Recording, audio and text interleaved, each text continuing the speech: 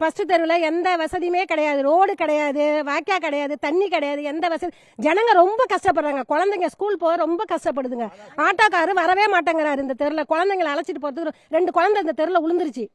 2 குழந்தை விழுந்ததுலேருந்து ரொம்ப பயமா இருக்கு. இந்த தெருவை விட்டு அடுத்த தெருக்கு போறோம். அடுத்த தெருக்காரங்க எங்களை ரொம்ப கேவலமா பாக்குறாங்க. ரொம்ப கஷ்டமா இருக்கு. இந்த மணிநகருக்கு ஏதாவது ஒரு வீடியோ காலம் பிறக்கணும். எங்களுக்கு ரொம்ப கஷ்டம். இன்னைக்கு ரொம்ப நாத்து நடுறோம் நாங்க இந்த தெருவில். ரெட்டின் தட்டிக்காரங்க வரவே மாட்டேங்கிறானுங்க. கேட்டா இந்த தெருவாங்க நாங்க வரலங்கிறாங்க. நாத்து அடிக்குது. பக்கத்து வீட்டுக்காரங்க எங்கள்கிட்ட சண்டைக்கு வராங்க. நாங்க என்ன பண்றது? வந்தா தானே நாங்க எடுக்க முடியும். தெருவில் போகுது வாய்க்கா தண்ணி, ரெட்டின் தண்ணி வாய்க்கால போகுது. என்ன பண்ண முடியும்? நாங்க எங்களுக்கு ஏதாவது ஒரு விமர்சனம் பறந்தாகணும். சொல்லுங்க. அப்படின்னா நாங்க ஓட்டு இந்த தெருக்கு போடுறதே கிடையாது. எது எங்களுக்கு எது செய்யறாங்களோ அப்பதான் நாங்க செய்ய முடியும். எங்களை விட்டுட்டு இங்க பட்டாள இருக்கிறவங்களுக்கு எல்லாம் விட்டுட்டு புறம்போக்கில் இருக்கிற ஏரி புறம்போக்கில் இடிக்க போற இடங்களுக்கு ரோடு போடுறாங்க. அது எந்த அளவுக்கு நியாயம்னு எங்களுக்கு புரியல. நாங்க பட்டாள வரி கட்டுறோம், வீட்டு வரி கட்டுறோம், தண்ணி வராத தண்ணிக்கு வரி போடுறீங்க, அதையும் கட்ட சொல்லி கட்டாயப்படுத்துறீங்க. நாங்க உப்பு தண்ணிக்கு எங்களுக்கு வரி போடுறீங்க, நாங்க அதையும் கட்ட சொல்லி கட்டாயப்படுத்துறீங்க. நாங்க இங்க வாழறது இல்லையானே தெரியல. அடுத்த கட்ட நடவடிக்கை நகராட்சி இதுவரை இவ்வளவு நாள் நாங்க பொறுத்து பார்த்துட்டோம். ஆல்ரெடி இதோட 2015, 14, 4-5 போராட்டம் பண்ணிட்டோம். நாங்க போராட்டம் பண்ணோம். மணிநகர் 1வது தெரு போராட்டம் பண்ணிச்சு. ஆனா மணிநகர் 1வது தெருவை மட்டும் கட் பண்ணிட்டு 2வது தெரு, 3வது தெரு, 4வது தெருவுக்குலாம் ரோடு போட்டாச்சு, சைடு வாய்க்கா போட்டாச்சு. நாங்க எதுக்காக இங்க இருக்குன்னு எங்களுக்கு தெரியவே இல்லை. நாங்களும் எவ்வளவுதான் போராடுறது, எங்களால போராட மட்டும்தான் முடியும். எங்களை ரொம்ப நோவடிக்கிறீங்க, அவ்வளவுதான். இங்க யாருமே பாக்குறதும் கிடையாது. இங்க இந்த மழையில பாருங்க. நீங்க இப்ப இந்த ரோட ஒரு 5 நிமிஷம் முன்னாடி இந்த செய்தி நிறுவனம் வீடியோ எடுத்தது எல்லாம் இப்படியே போய் அப்படியே பக்கத்து தெருவுல எடுங்க. இந்த மாதிரி இருக்குதான்னு நீங்க பாத்துங்க. நாங்க சொல்றது தப்புனாக்கா நீங்க என்ன சொன்னாலும் சரி. நாங்க எவ்வளவு காலத்துக்கு இந்த போராட்டம் பண்ண முடியும்? நாங்க இதோட ஒரு தடவை 2 தடவை இல்ல. நான் வேணா இந்த ஆதாரம் வேணா காட்டுறேன். விழுப்புரத்திலே மிகவும் மோசமான தெரு எதுன்னு கேட்டாக்கா மணிநகர் முதல் தெரு தாங்க.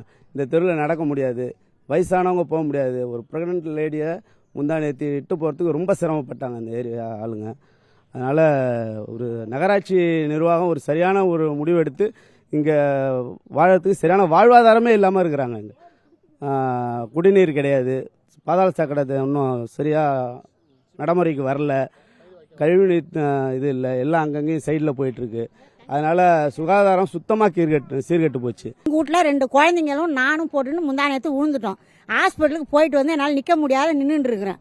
எனக்கு என் வீட்டில் மருமகளும் மாசமாக இருக்கிறான். அவளையும் நாங்கள் ஆஸ்பத்திரிக்கு கூட்டின்னு போக முடியாத தவிச்சின்னு இருக்கிறோம். இந்த ரோட்டுக்கு என்னதான் வழி பண்ணுவீங்க? நாங்களும் 30 வருஷமாக ஒரு நாள் 2 நாளில் ரொம்ப கஷ்டப்பட்டுக்கிறோம். வர்றவங்க ரோடு போடுறா ஓட்டை போடுங்கம்மான்றாங்க. ஓட்டை போட்டு வந்தால் என்னானே திரும்பி பார்க்க மாட்டுறாங்க.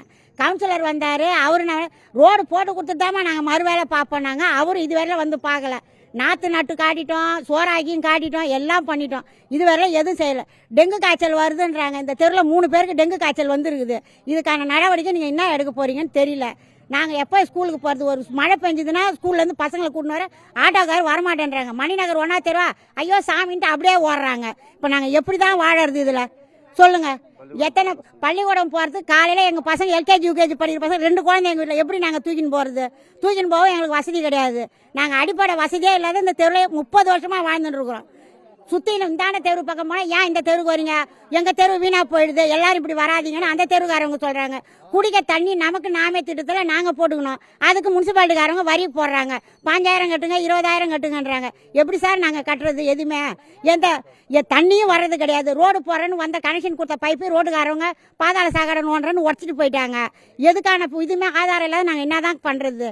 நீங்கள் இதுக்கு அடுத்து நாங்கள் எந்த நடவடிக்கை நீங்கள் இது போவாத நீங்கள் உடனே செஞ்சால் ரொம்ப நல்லா இருக்கும் ஐயா. எந்த ஒரு அடிப்படை வசதியும் இல்லாத எதுக்கு நகராட்சியில இருந்து எங்களுக்கு தேடின்னு வரீங்க? நாங்க இது வேணும் அது வேணும்னு கேட்டு ஏதாவது எங்களுக்கு ஏற்பாடு பண்ணி கொடுத்தீங்களா? இன்னும் டெங்கு காய்ச்சல் வருது, அது வருது, இது வருதுன்னா ஒரு ரோடு இல்ல, ஒரு வாய்க்கால ஒண்ணு இல்லாத எங்க தண்ணி நாங்க குளிக்கிற தண்ணில இருந்து கழுவுற தண்ணில இருந்து நாங்க எங்க அனுப்புவோம்? ஒரு செப்டிக் டேங்க் நிரம்பிட்டாலும் எடுக்க வரதுக்கு கஷ்டப்படுறாங்க. நாங்க அதோட தான் வாழ்ந்துட்டு இருக்கிறோம். செய்திகளை உடனுக்குடனும் துல்லியமாகவும் தெரிந்து கொள்ள சப்ஸ்கிரைப் பண்ணுங்க.